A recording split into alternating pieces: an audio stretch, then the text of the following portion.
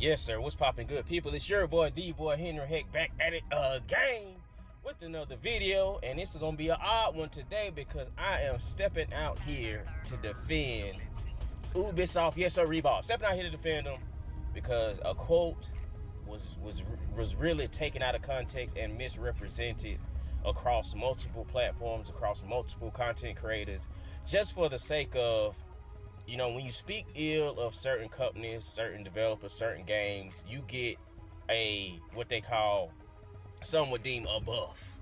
You know what I mean? You get automatic clicks and traction and interactions when you speak ill of these people. And Ubisoft is just so happen to be one of these companies because, you know, people don't like their pricing structure, how they have a base price and then they go on up to maybe $130, and they have additives or add-ons inside of that in order to, you know, entice people to spend that extra money. So a lot of the times when people call out the price of a Ubisoft game, they don't mention the lower prices when they just automatically just toss out the $130 one, which you're not obligated to purchase. You know what I mean? You got the choice.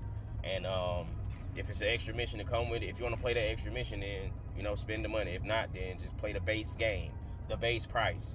Because, I mean, people still make the argument that they take stuff out of the base game in order to, you know, sell it on the higher tiered version of the game, and so people can spend that extra money. Which, I mean, you can make that case for any game that has add-ons, or any game that has extra stuff.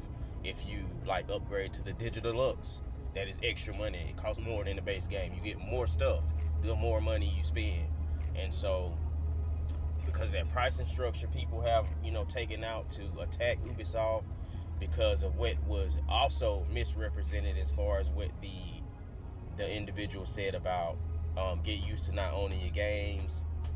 There was more context inside of that, but it just sounded nasty. You know what I mean? So when you shouldn't speak in a way to where people can easily, well, not people can easily, where it was easily inflammatory to fans. You know, it'll rile the fans up. So recently there was a quote that people, I'm gonna say purposefully, they purposefully took out the context and clipped certain portions of what was said, because, you know, one line underneath that, if you include that in there, then it all makes sense. You know what I'm saying? And the quote was, in today's challenging market, and with gamers expecting extraordinary experiences, delivering solid quality is no longer enough. And that's all they highlighted. They didn't highlight the rest of anything. Just put that out there, and then people would add their own, you know, commentary behind it in order to manipulate and twist it into being that Ubisoft is blaming gamers. Now, when this was first brought to my attention, you know, I was curious as to why people were leaving out the context. I was curious as to why they only put one quote out of a whole talk, supposedly. And I could never find the whole talk anywhere. I couldn't find the video anywhere. Shout out to Big Gamer 9000. He actually was able to find this for me because, you know, I was on the road. I was looking. I just couldn't find nothing. You know what I mean? I just kept finding YouTube videos of people putting the same spin on it, you know, for the sake of interaction. Because that's all it is. You if you say the whole thing, it don't hit as hard. You know what I mean? Because when I read it, I was like, okay, you could read it as, you know, he's blaming the gamers. I didn't read it as that, but I understand how people could, you know, interpret it that way. But I also, you know, did a little extra thinking, and I said, it could be that, you know, he's taking accountability or whatnot, and they're gonna strive. They're gonna strive, because I didn't know the words at this time. I just thought that he was probably, you know, taking accountability and is gonna make steps to put forward better games. You know what I mean?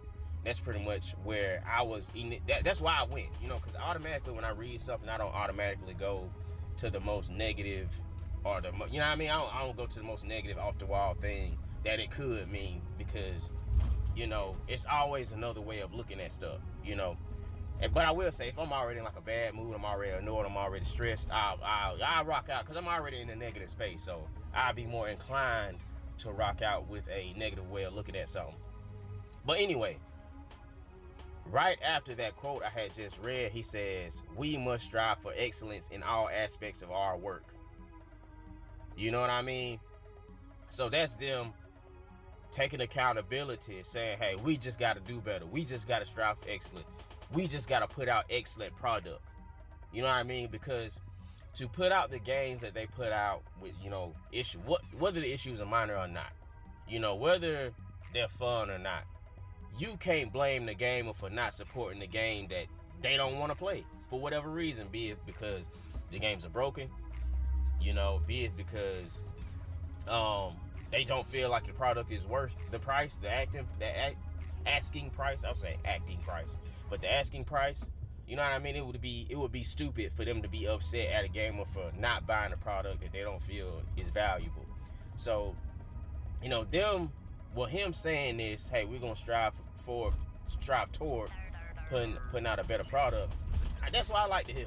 And of course, it's remained to be seen. We have yet to see, you know, what comes out of this. I don't want to say, I guess, new direction, because apparently they thought what they had been doing was enough, and come to realize that it's not enough. So they got to strive and do better, which is why, you know,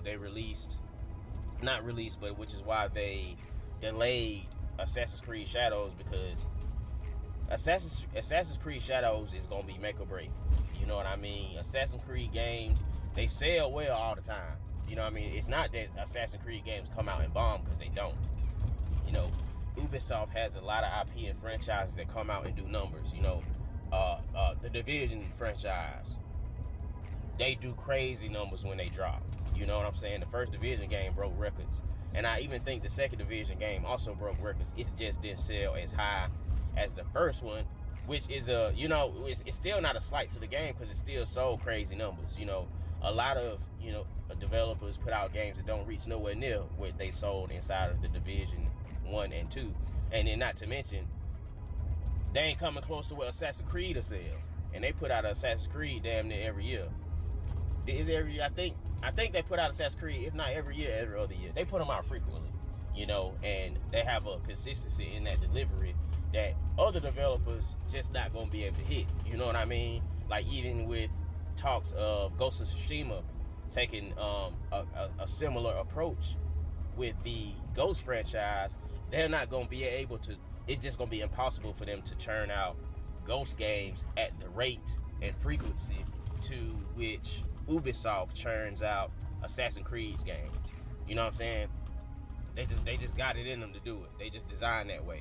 They are the equivalent of like how Call of Duty churns out every year. You know what I'm saying? Except Ubisoft does that with a single player story driven game.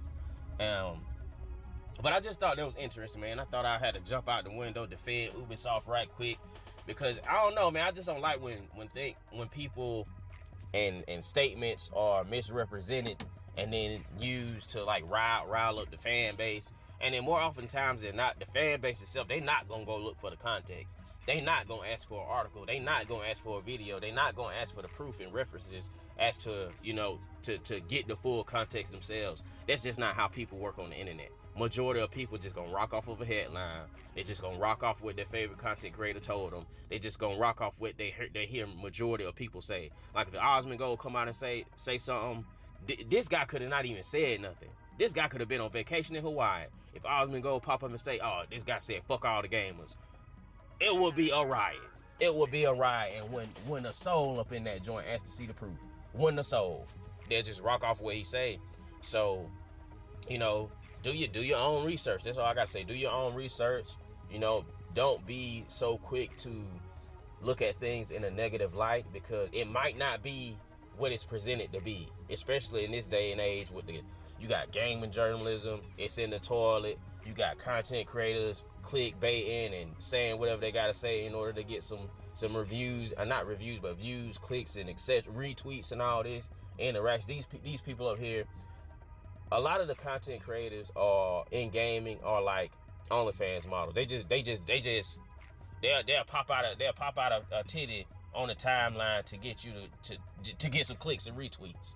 You know what I'm saying? So these content creators, they'll pop out a lie. They'll pop out a misrepresentation.